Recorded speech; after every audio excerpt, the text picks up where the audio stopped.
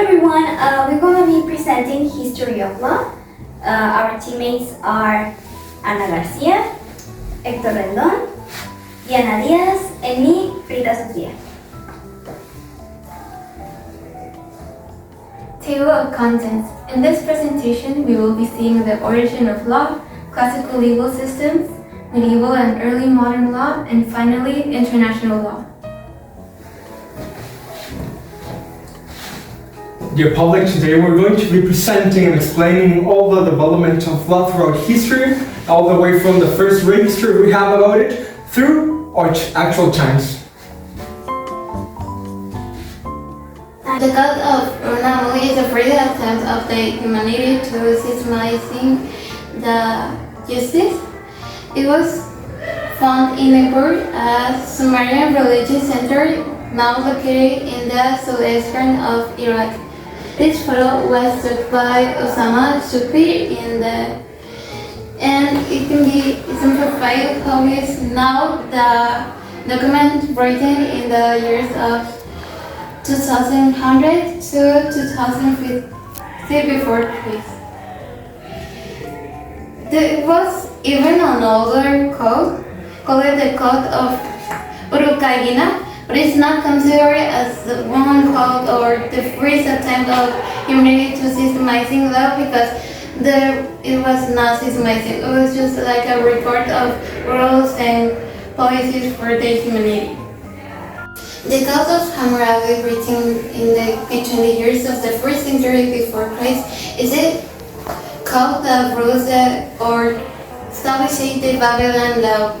Even so, these codes weren't created by the king Hammurabi. He was proclaimed by the gods as the shepherd of the people with a mission of stop evilness and stop justice. This code divides in three parts.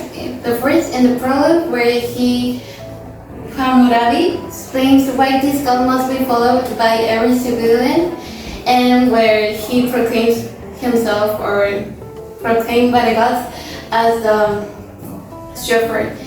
The articles in these codes are divided in the next way.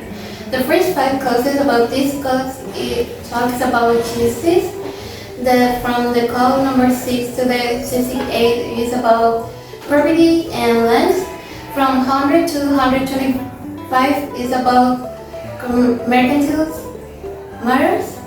From 215 to 268 is about social manners, what is expected from the civilians of Babylon, and their punishment in case of non-compliance. And the last cause of this law is about animals and their rights as lower animals. The articles not mentioned weren't found and couldn't be recorded. At the beginning of the Greek law, this is more specifically in the Homeric years.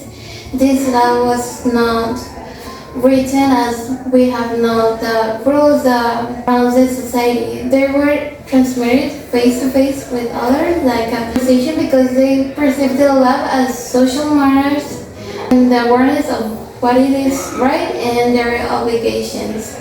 Then, in the archaic era, the laws would be the rules that gods made for the society, and humans took the lead by creating their own rules that including in the New Greek law hygienic rules and social morals with their sense of religiousness.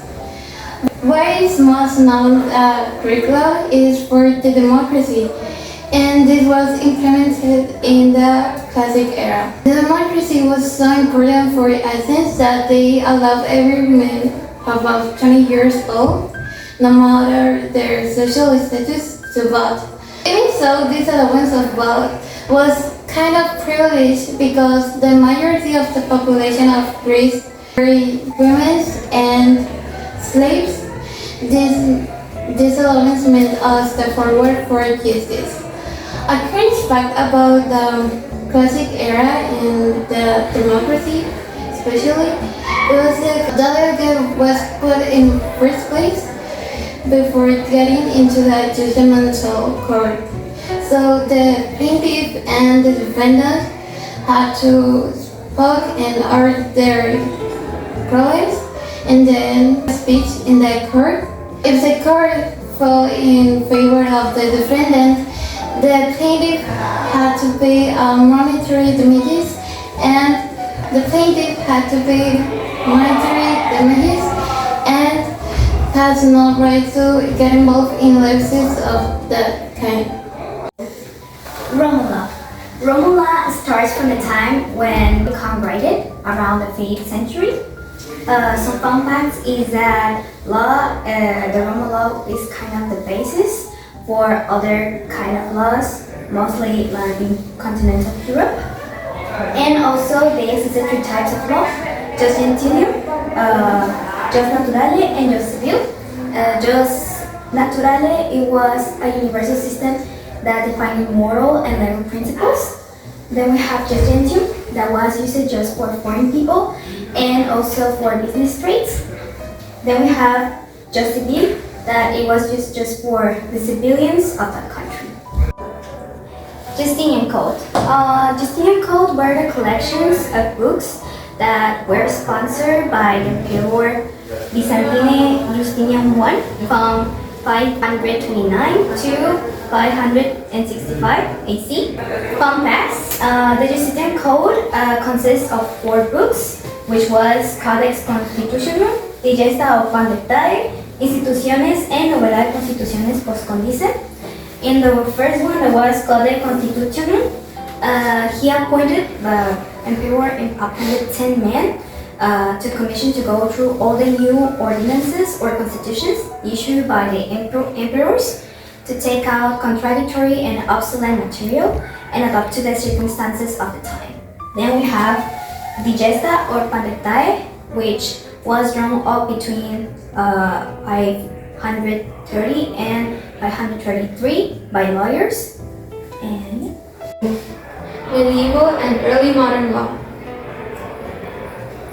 English common law originated in the 12th century during the rule of King Henry II and was applied to all British colonies.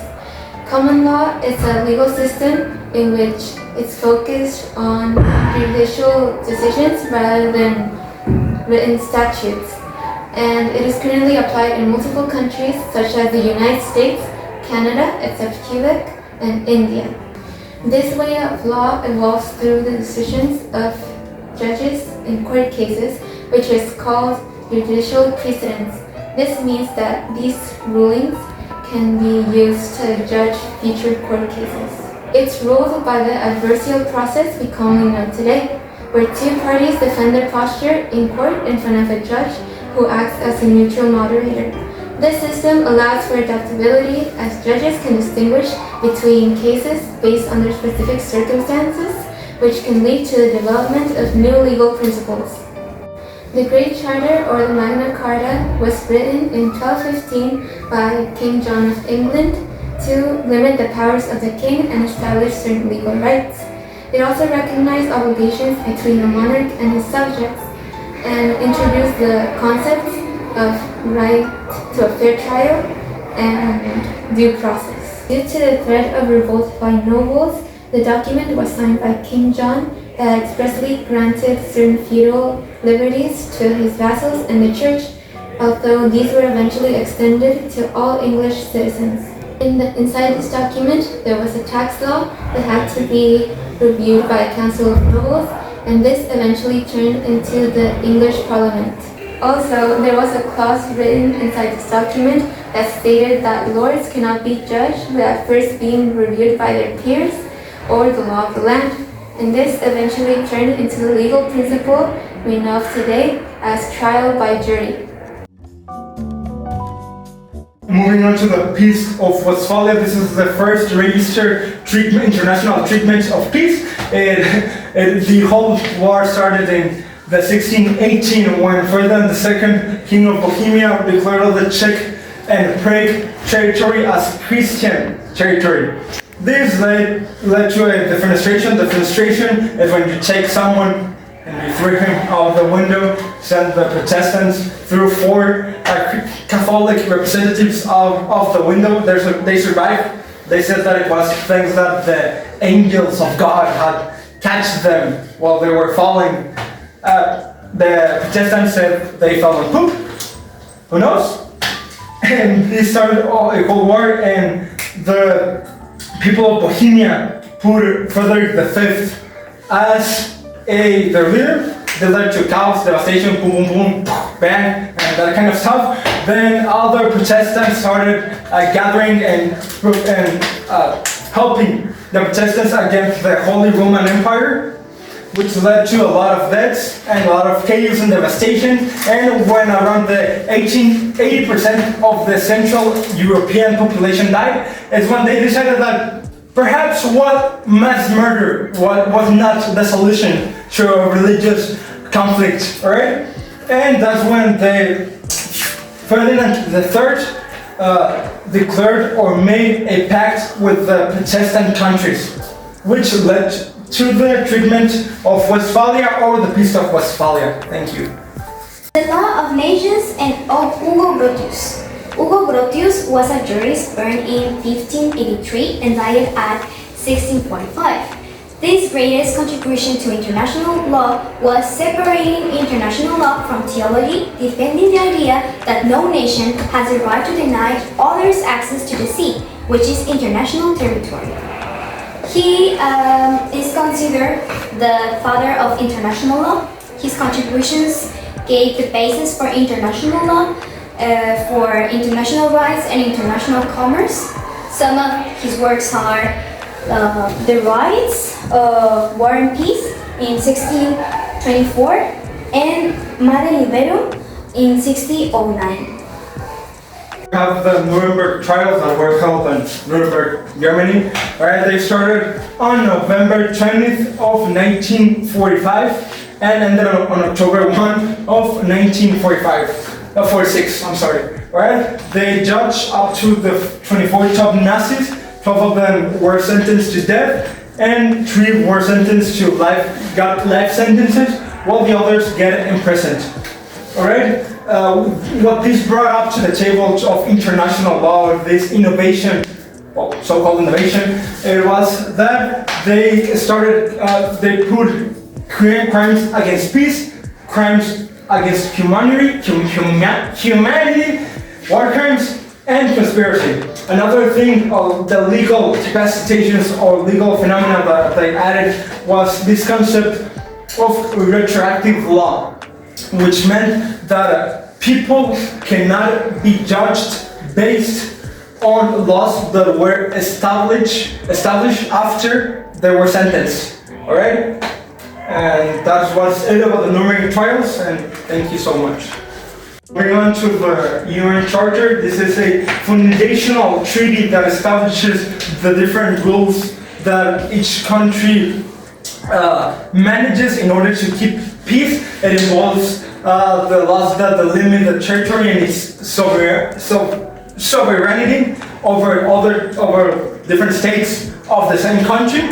It promotes human rights and cooperation, provides a forum of diplomacy, and basically the main principles is that it promotes humanity. Moving on to the Geneva Conventions, this is a convention that was made in order to regulate warfare, to limit what can be or not be done during times of war in case of need.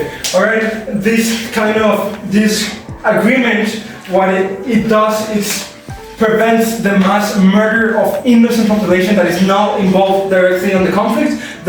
Within the Geneva Conventions, it's established that, for example, medics cannot be shot. Alright, any soldier that has a red flag or a red cross cannot be shot by the enemy army, or it's going to be considered a war crime. This is to prevent or protect prosperity against people that is not directly involved with the conflict, and to bring some kind of legal protection for the people that is going to war, that is fighting. Alright? This kind of agreement, its main purpose is to, even in this type of situations and times of war, to have still certain types of rules to determine what can be done or what is considered inhuman. All right? Thank you.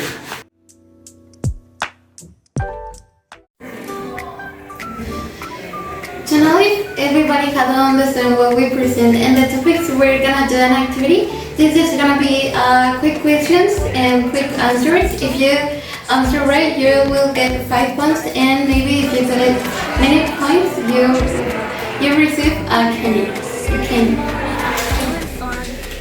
Who is considered the father of international law?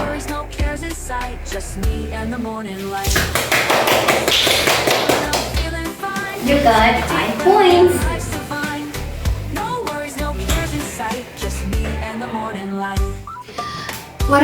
What is judicial precedent?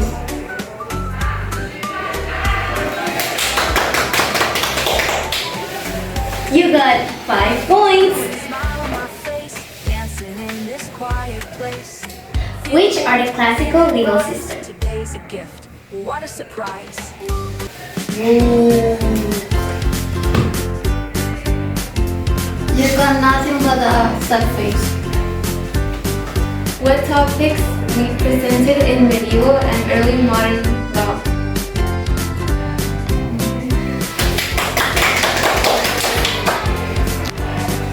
You got 5 points. Now you got your candies. Grab them. Grab them. Thank you. I hope you like it, and thank you for paying attention to our presentation. And this is our Thursday.